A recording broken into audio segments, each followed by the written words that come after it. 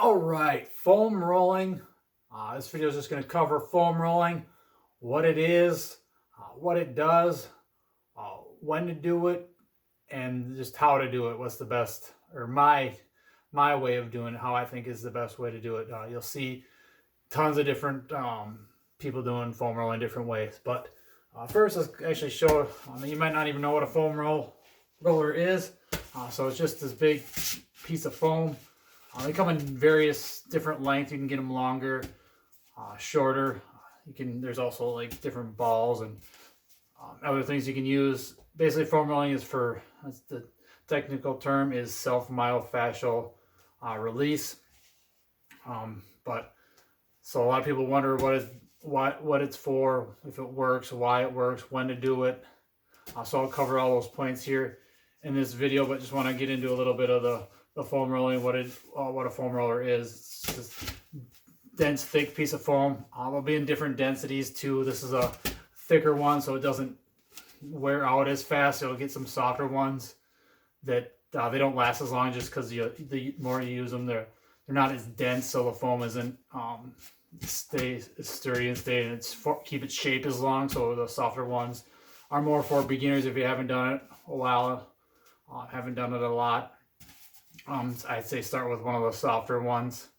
You can find them anywhere: Target, Walmart, Amazon, wherever you can find any like exercise equipment. You'll usually find a foam roller. But say start with a softer one, advance to the more denser one, like I use. I've even used like a PVC pipe sometimes just to do it, and then you'll see these ones that have like these big bumps. Even I think they got them now with like vibrators that vibrate or something right now. But they got all different types and styles of foam rollers. So find one that works best for you if you're going to use it, and utilize it. So that's basically what a foam roller is.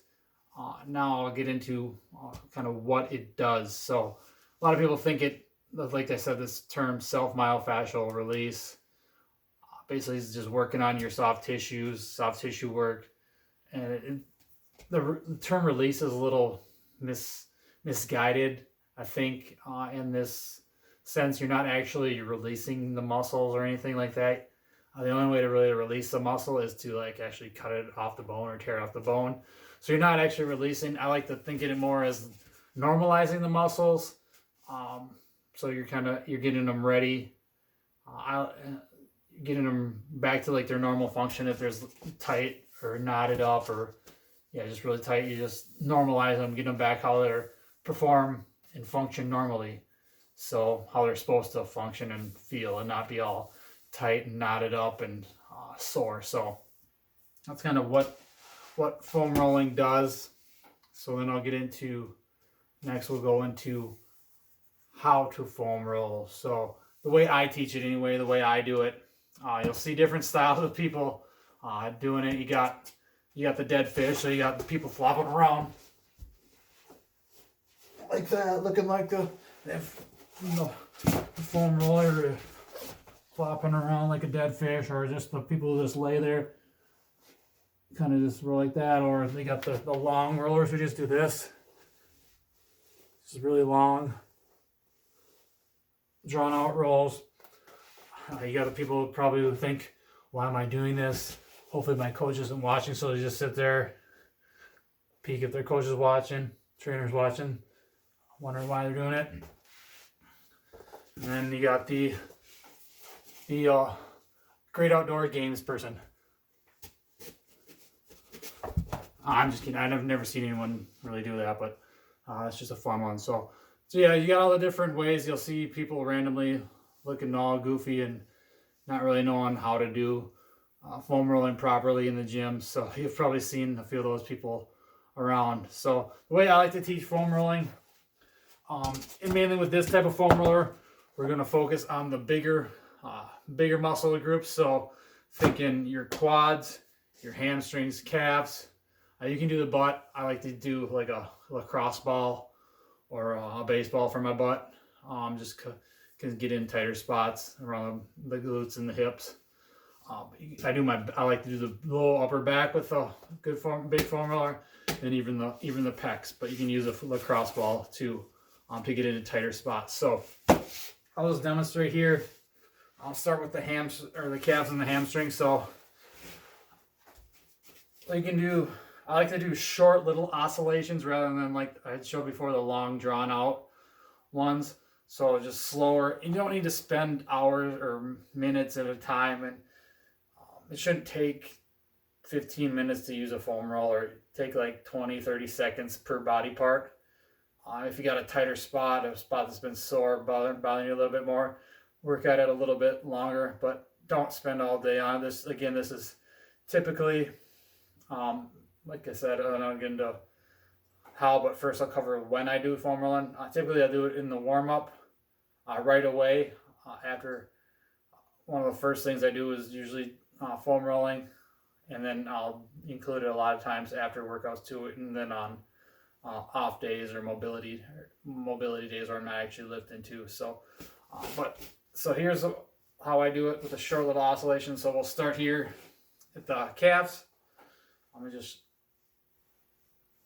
short little oscillations, work your way up towards the top of the calf. You can get each angle, so twist the feet, or twist your feet, legs, different directions to find the tighter spots. And if you do find a tight spot, you can sit there for a little bit, maybe flex the feet out in. Make sure you're breathing the entire time. But just work your way up, short little oscillations. If you need to get some more pressure, you can do it one leg at a time. Use the leg you're not using and put some more weight, some more pressure on it. So short little oscillations like that. Then do that for 20-30 seconds on the calves. Move up to the hamstrings, same type of thing.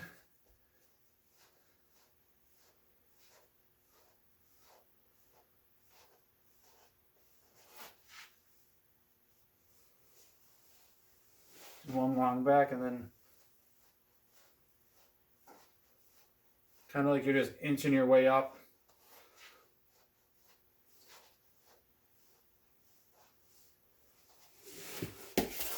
So we'll do a little side view here for doing the low back. So we'll start at the low back, just short little oscillations. Then once I get up to my mid upper back, I usually do some thoracic extension. So thoracic is your upper back. So keep the core tight, arms crossed on shoulders. It's just on a rock back.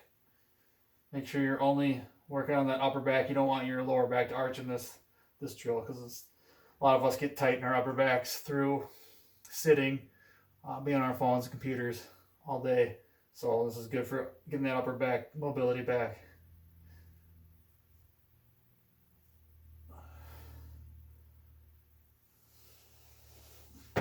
All right, so we got that back, the posterior side. Like I said again, I'll go back to the butt and the hips once I get to the lacrosse ball with variations. So go over the quads then. So quads, a lot of people will be really tight in the quads. You'll notice some tight spots. So again, I like to start on the outer side of the quad, not all the way over here, but right on this. So let's say our quad outer portion here, not all the way on the side there on the IT band, but right, kind of like I'm trying to just figure out what angle that would be, but kind of angled. So the outer portion of your quad, not on the total side of that IT band. Just gonna work our way up on this leg, up towards that hip flexor. Again, once we get up towards the hip, I usually hit that. Just starting out, you can hit it with the foam roller, but then once you get more advanced, I like to go to a lacrosse ball. So when we get to the front of the quad, this one you can do both legs at the same time. Again, make sure you're breathing the entire time. You don't need to hold your breath, pass out while you're doing foam rolling.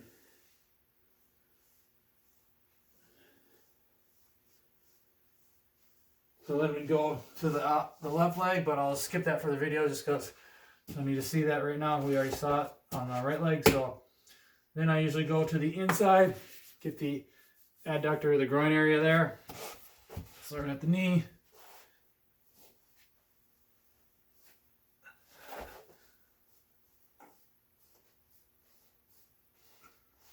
All the way up into the groin. And this one I like to, because I got tight groin area. So if I find a tight spot in here, just flex the leg out, find some different tighter spots. So then you can also, so we went through the legs, front and back of the legs, the back, lower, upper back, and then you can do pecs too with this. So like to angle the foam roller, like a 45-degree angle. Arm out, stretch out front. Make sure I like this. And the same thing, just short little oscillations back and forth. Yeah, it kind of looks like I'm humping the ground, but whatever, it gets the job done. I've seen worse looking things in the gym or weight room. You can get your shoulders too if you want. I like to do my shoulders with a crossball too. So you get both pecs. And that's basically foam roll. And again, think short oscillations. You don't need to go long back and forth. You don't need to spend a ton of time on it. Think 20 to 30 seconds per body part is good. You don't need to hit every body part necessarily every day. If you got a full body day, I like to do it a full body. If you got upper or lower split, you can do just foam roll in your upper body, and then lower body on a lower body day. So again, when do I include these? In the warm-up usually, typically, because the main thing of a warm-up is to prep your body for your workout, to prepare the body, give it a window of trainability over the next half hour to an hour that you're going to be training. So this is a good way to start off your warm-up, a good way to end a cool down too after a workout. So that's just a couple tips on when to use it. And then, like I said, I'll get into another way for self-myofascial release, not technically foam rolling because you're using a lacrosse ball or a tennis ball is a good start because the tennis ball a little more give to it, or even a baseball or a softball, golf ball too. But I like to use this as well. The spots I like to use a ball on are the bottom of my feet. Like I said before, my butt and my hips, my traps, and my shoulders, and even my pecs. And even like to do triceps and stuff too. But so I'll demonstrate the feet. So a foot one, same thing, small little oscillations. Just have the ball, and you're just going to put all your pressure down on that. I feel a lot of tension, and you can go back and forth with the feet. You can go side to side. I'll do both feet, then great for the butt. Get in the tighter spots. So you cross the leg. I like to cross the leg, and just find some tight spots there in your butt. So you do your butt, roll back and forth, short little circles, short little oscillations, and you go over to the side of your hip there. I like to work all the way around the hip.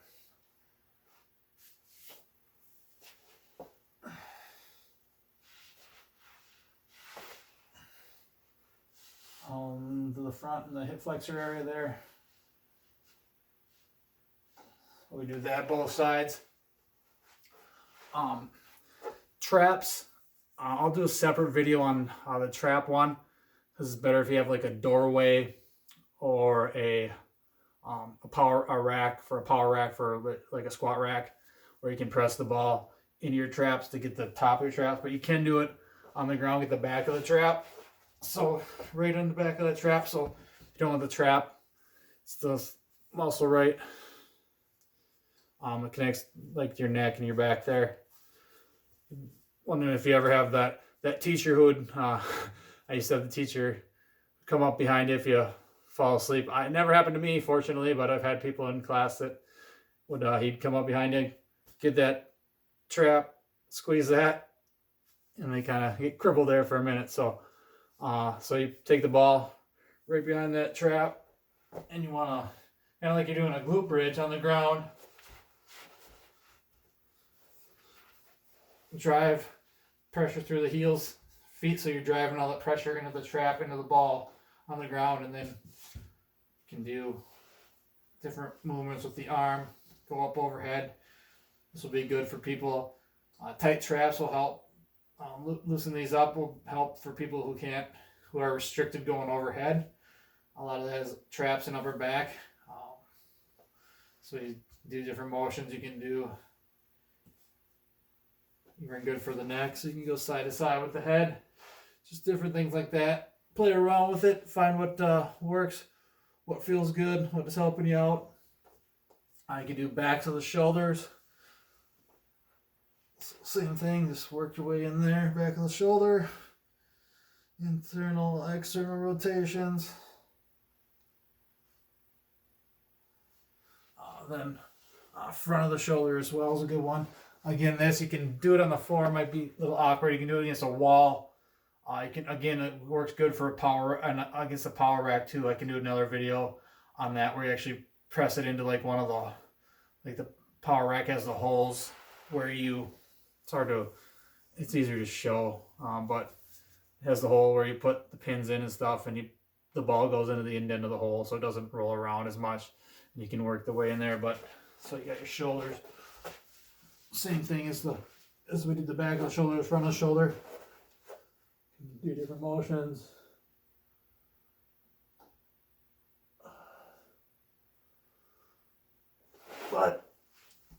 And then the pecs too, same as before with the foam roller. So those are just some different tips, variations of the foam roller, different tools you can utilize for self myofascial release or foam rolling. Not just the foam roller, we got the lacrosse ball, the foam roller. You can use even a medicine ball to other ways of self or myofascial release are like smashing. So it's called gut smashing. No pun intended, as I am gut. But you take the medicine ball, put it on the ground, and there's actually balls that are specifically made for this. It's called a Gorgeous Ball by Jill Miller.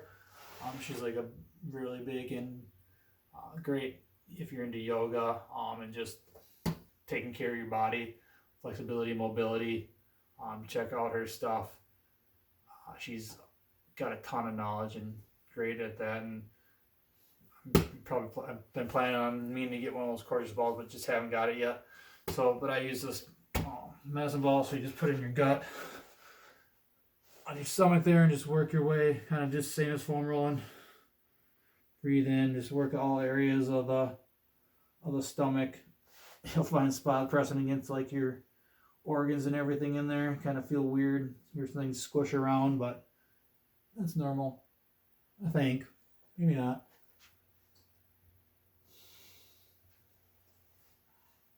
But again, those are just different tips on self myofascial release, foam rolling. Again,